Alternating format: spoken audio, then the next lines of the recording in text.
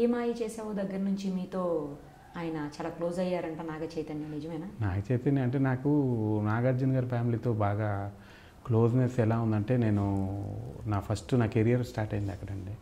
యువ అనే సీరియల్తో, యువ అనే సీరియల్లో చునియా డైరెక్టర్ అండి.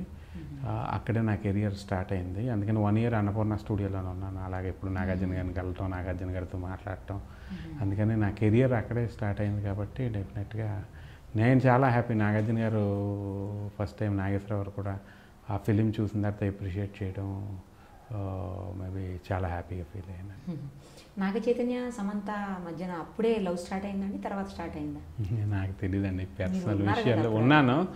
సినిమాలో లవ్ చూసారు కానీ రియల్ లైఫ్ ఆ తర్వాత నిజంగా దేవుళ్ళు అప్పుడే తదాస్తని ఉంటారు. ఆ తర్వాత రియల్ లైఫ్లో పెళ్లి చేసుకున్నారు. అంటే మీరు మూవీస్ చేయడానికంటే ముందు సీరియల్ చేశారా? సీరియల్ అంటే అప్పుడు ఇది అన్నపూర్ణ, నాకు ఇంకా అవకాశాలు మనోడు చిన్న చిన్న సినిమాలు చేశాడు. పోకిరిలో చిన్న క్యారెక్టరు ఇలా చేస్తున్న టైంలో మహేష్ బాబు ఫ్రెండ్ కింద చేశాడు పోకిరిలో. ఇలాంటి క్యారెక్టర్లు ఇలా చేస్తున్న టైంలో నాకు ఆ టైంలో అంటే నాగార్జున గారిది అన్నపూర్ణ స్టూడియో, మా టీవీ, ఆయన ఓన్ ప్రొడక్షన్ అనేటప్పటికి చాలా బాగుంటుందండి. యూత్ఫుల్ సీరియల్, అది చాలా మంచి పేరు వచ్చింది. అందుకని అప్పుడు ఫస్ట్ ఆ సీరియల్ చేశాను అనమాట. సో ఇప్పుడు మీరు చేసినటువంటి అన్ని మూవీస్లోనూ ఏ డైరెక్టర్తో మీకు కంఫర్టబుల్గా ఉంది, ఏ డైరెక్టర్ని మీరు లైక్ చేస్తారు, ఎందుకు? డెఫినెట్గా అంటే ఒక్కొక్క డైరెక్టర్కి ఒక్కొక్క పెర్సెప్షన్ ఉంటుందండి. శేఖర్ కమలా గారికి ఒక పెర్సెప్షన్. శేఖర్ కమలా గారి ఫార్మాట్ ఏంటంటే, నాకు ఒకే సీన్ ఉందని చెప్పారు హ్యాపీ డేస్లో. సీనియర్ స్టూడెంట్ అమ్మ 1-2 సీన్స్ ఉంటాయని చెప్పారు హ్యాపీ డేస్లో. నేను కాకపోతే పొద్దున్నే CBITకి 5 ఎవరిలో రాకముందే నేను వెళ్ళిపోయి మేకప్ వేసుకుని రెడీగా ఉండేవాడిని. ఫస్ట్ 2-3 days నా మీద షార్ట్ ఉంటుందని తీయలేదనమాట. 4th day తర్వాత ఆయన నా సిన్సియారిటీ చూసి, నువ్వు చాలా సిన్సియర్గా ఉన్నావు, నీ సిన్సియారిటీ చూసి నేను నీ రోల్ పెంచుదాం అనుకుంటున్నాను. అప్పుడు వరకు నా లేని ఆ క్యారెక్టర్ని ఆయన పెంచారండి. అండ్ శేఖర్ కమలా గారు, ఆ తర్వాత సాయి కూడా వినాయకుడు డైరెక్టరు, ఆయన శేఖర్ కమలా గారు, వీళ్ళంతా ఒక కైండ్ ఆఫ్ స్కూల్ అండి, అంటే రాబట్టుకోవడం ఇవన్నీ.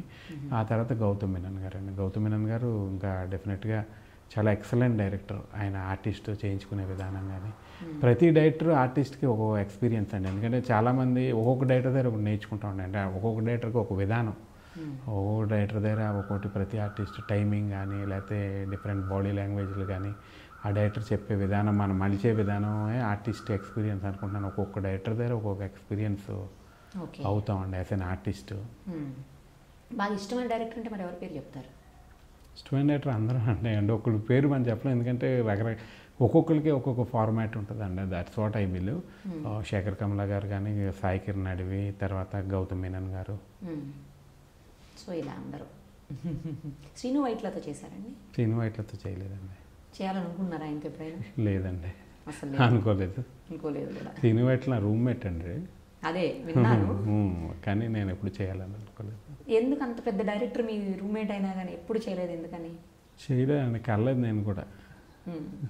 నేను బేసికల్గా నాకు ఇండస్ట్రీలో అందరికీ తెలుసు, నేను ఎప్పుడు వెళ్ళి ఒక గ్రూప్ ఇదం కానీ, ఒక గ్రూప్తో ఉండడం కానీ, లేకపోతే ఒక హీరో దగ్గరికి వెళ్ళి పొగడి వీళ్ళ గురించి వాళ్ళ గురించి చెప్పడం, ఇలాంటి పనులు చేయను. నేను నాకు వర్క్ ఉన్నప్పుడే నేను వర్క్ చేస్తాను. నన్ను ఎవరైనా వర్క్ పిలిస్తేనే నేను వెళ్ళి వర్క్ చేస్తాను. ఎందుకంటే నా మెంటాలిటీ ఇది. ఎందుకంటే మనకి ఆ పాత్ర మనకు రాసి ఉందంటేనే మన దగ్గర రావాలి అనే ఒక విషయాన్ని నేను గట్టిగా నమ్ముతాండి. లేకపోతే ఎవరిలో ఒక పాత్ర వస్తే ఆ పాత్ర నాకు ఇవ్వమని ఇలాంటి నేను ఎప్పుడు ఎవరిని అడగలేదు. అంటే అడగందే అమ్మాయి నాన్న పెడతా అంటారు, కానీ కొన్ని పాయింట్లు అంటే నాకు బేసికల్గా కొన్ని ఎథిక్స్ ఇవి ఫాలో అవుతాను. ఓకే, నా పరంగా. సినిమాల్లో అన్నీ నడుస్తాయండి? మరి నడిచినా నడకపోయినా అంటే. సో ఎప్పుడు ఆయన అడగలేదు, మీరు ఆయన అడగలేదు? ఎందుకు క్లాస్మేట్స్గా ఉన్నారు, రూమ్మేట్స్గా ఉన్నారండి మీరిద్దరు? రూమ్మేట్స్ నా రూమ్లోనే. నేను అమీర్పేటలో దివ్య శక్తి అపార్ట్మెంట్లో ఉన్నప్పుడు, అప్పుడే తను చెన్నై, ఫేమస్ కదా అపార్ట్మెంట్. అవునండి, చెన్నై నుంచి వస్తే నా రూమ్లో పెట్టారు. నా రూమ్లో ఉన్నాను. నా తర్వాత యాక్సిడెంట్ అయిపోయి నేను వెళ్ళిపోయాను అనమాట. అందుకని ఆ తర్వాత మా ఇద్దరికి గ్యాప్ వచ్చింది. ఆ తర్వాత మనం తెలుసుండేటికి డైరెక్టర్ అయ్యాడు, మంచి పాపులర్ డైరెక్టర్ అయ్యాడు తను. ఎందుకయిందండి యాక్సిడెంట్? నాకు అంటే నేను రూమ్కి వస్తుంటే సేమ్ వేలో రాంగ్ రూట్లో వచ్చి నన్ను గుద్దేసిందండి కారు. అవతల వాళ్ళు రాంగ్ రూట్లో వచ్చి గుద్దేశారు. ఇంకా ఈ లోపల మనకు తెలియలేదు ఎలాగైంది ఏంటని. ఇంకా డైరెక్ట్గా ఇంకా ఊరు వెళ్ళిపోయానండి. Major accident. Major accident. Okay, మళ్ళీ రికవర్ అయ్యాక మళ్ళీ వచ్చారండి? మళ్ళీ రికవర్ 1 year తర్వాత వచ్చాను. ఓకే. ఆ టైంలో ఏంటంటే అప్పటికే ఇండస్ట్రీ కనెక్షన్స్ అన్నీ పోయినాయండి. ఆ తర్వాత మెల్లగా లావ్ అవ్వటం, ఇది హీరోగా కష్టం అనే జనాలు రకరకాలుగా కామెంట్ చేసేవారు. అలాగా జర్నీ. ఆ తర్వాత కొంచెం ఆ గ్యాప్లో మళ్ళీ డైరెక్షన్ డిపార్ట్మెంట్ జాయిన్ అవుదాం అని. కొంతకాలం డైరెక్షన్ కూడా చేశారు? డైరెక్షన్ డిపార్ట్మెంట్ చేశాను, రసూల్ గారి దగ్గర చేశాను, భగీరథ అనే సినిమాకి. ఆ సినిమా చేయగానే నాకు రామిరెడ్డి గారు నాది షార్ట్ ఫిల్మ్ ఎవరు అడిగితే అంత చిన్న ఆ రోజుల్లో నేను యాక్ట్ చేసి షార్ట్ ఫిల్మ్ 15 years బ్యాకే షార్ట్ ఫిల్మ్ యాక్ట్ చేశాను, చే ఫిట్ నీచే అని. ఇప్పుడు జెఫ్ఫా అని బ్రహ్మానందం గారు ఒక సినిమా చేశారు, ఆ కాన్సెప్టే చే ఫిట్ నీచే అండి. అది ఎప్పుడు నేను 15 years బ్యాక్ హిందీలో, నాకు హిందీ అప్పుడు రాదు, హిందీలోనే మాఫియాడానికి నేను చేశాను. ఏదో హిందీ బట్టి పట్టేసి. అది రామిరెడ్డి గారు చూసి నాకు అలా రోల్ ఇచ్చారు అనమాట. సో మీరు డైరెక్షన్ డిపార్ట్మెంట్ కాకుండా ప్రొడక్షన్, తర్వాత కెమెరా అవి కూడా చేశారని విన్నాను. కెమెరా చేశానండి. నేను ఇక్కడే నాకు ఫోటోగ్రఫీ అంటే ఇప్పుడు చాలా ఇంట్రెస్ట్, ఎక్కువ ట్రావెల్ చేస్తాను. అలా ఫోటోగ్రఫీ నేర్చుకున్నాను. బాంబేలో నేర్చుకున్నాను ఫోటోగ్రఫీ. బాంబేలో వర్క్ చేశాను. చేసి తర్వాత ఇక్కడికి వచ్చి స్టూడియో ఓపెన్ చేశాను.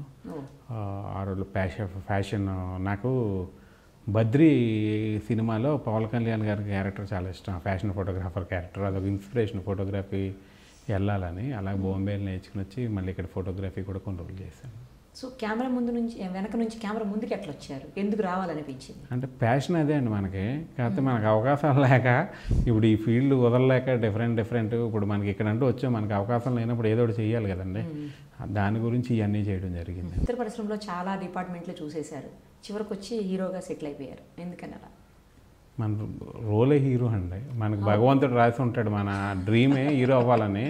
ఈ డెస్టినీ ఇన్ని రకాలుగా తిరిగి మళ్ళీ వచ్చాక మళ్ళీ అవ్వాలని రాసి పెట్టుంటాడు వినాయకుడి రూపంలో. అది వినాయకుడి రూపంలో రావటం అనేది నా అదృష్టం అనుకుంటాను. ఇన్ని డిపార్ట్మెంట్లు తిరిగారు కదా, అన్నీ చాలా చేశారు, మెగాఫోన్ ఎప్పుడు పట్టుకోబోతున్నారు? లేదండి, ఎందుకంటే అప్పుడు ఆ టైంలో ప్యాషన్ ఉందండి. ఇప్పుడు హీరో అయిపోయాక, ఎందుకంటే ఏ రోజుకి ఆ రోజు అప్డేట్ అవుతున్నాండి. ఒక డైరెక్టర్ అనేది ఇది captain of the ship, it's not అని ఈజీ అండి.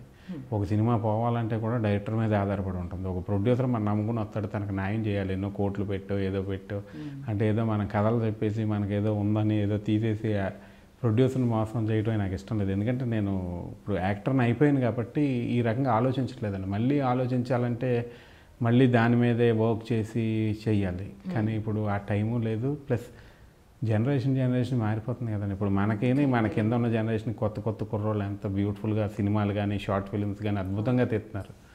అని ప్లస్ వాళ్ళతో కూడా కాంపీట్ అవ్వలేను. ఎందుకంటే నాకు వాళ్ళకి డికేట్స్ గ్యాప్ ఉంది. వాళ్ళు అద్భుతంగా తీస్తున్నారు. కొత్త వాళ్ళకి అవకాశాలు ఇంకా రావాలి. ప్లస్ నేను ఉన్న స్టేజ్లో ఇప్పుడు అంటే ఆ ఒక మూడ్లో లేనండి. ఇప్పుడు యాక్టర్ని అయిపోయాక ఇప్పుడు డైరెక్షన్ చేద్దామనే మూడ్లో లేను. ఆ మూడు ఉంటేనే చేయగలం అండి. ప్లస్ మనం చేసేది సినిమాకి న్యాయం చేయాలి, ప్రొడ్యూసర్కి న్యాయం చేయాలి. మనం నమ్ముకుని ప్రొడ్యూసర్ కోట్లు పెడితే తనకు బాగుండాలి. వాళ్ళు మోసం చేయలేమండి. ఏదో మనకు అవకాశం వచ్చింది ఇదివరకు చేసేసి చేయలేము. చాలా బోల్డ్గా మాట్లాడేస్తున్నారు. లేదండి, ఉన్న ఫ్యాక్ట్ అండి అది. కొత్త వాళ్ళు మనం వాటితో కాంపిటీట్ అవ్వలేమని జనరల్గా ఒప్పుకోరు.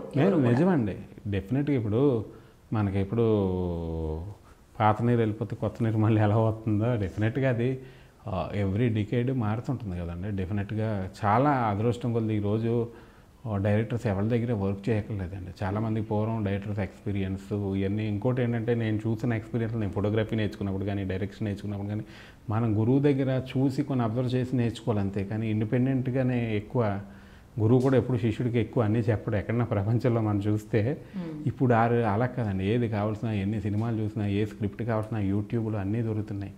నాలెడ్జ్, విపరీతమైన నాలెడ్జ్ ఉందండి ఇప్పుడు ఉన్నోళ్ళకి. మేకింగ్ మీద కానీ, దీని మీద కానీ, సౌండ్ మీద కానీ, స్క్రిప్ట్స్ మీద కానీ. వరల్డ్ వైడ్ స్క్రిప్ట్స్ అన్నీ అవైలబుల్ ఉన్నాయి. వరల్డ్ వైడ్ సినిమాలన్నీ ఇన్స్పిరేషన్గా అవైలబుల్గా ఉన్నాయి. అందుకని మేబీ ఇంకా కొత్త వాళ్ళకి అవకాశాలు ఎక్కువ రావాలని అనుకుంటాను. ఎందుకంటే ఇంకా అద్భుతంగా మీరు చూసే అంటే పెద్ద యాక్టర్లు హిట్లన్నీ కూడా కొత్త డైట్లు తీసినాయి. ఆ తర్వాత ఎస్టాబ్లిష్మెంట్ డైట్లు తీస్తే చాలా ఫ్లాప్లు ఉన్నాయి చాలామంది హీరోలకి. అందుకని కొత్త వాళ్ళు కూడా అవకాశాలు, చాలా టాలెంటెడ్ ఉన్నారండి. స్క్రిప్ట్స్ వైజ్ వింటే చాలా టాలెంటెడ్ డైరెక్టర్స్ ఉన్నారు ఈరోజు. You're watching this on Mirror TV. Please like, share and subscribe. Please watch and subscribe to Mirror channel. You're watching this on Mirror TV. Please like, share and subscribe. You're watching this on Mirror TV. Please like, share, and subscribe. You're watching me on Mirror TV. Please do like and subscribe this. Please subscribe to Mirror TV. Please subscribe Mirror TV. Please subscribe Mirror TV. Thank you. And I request all of you to subscribe Mirror TV. Please subscribe to Mirror TV. Thank you. Please subscribe Mirror TV. Please subscribe Mirror channel. Please subscribe to Mirror TV.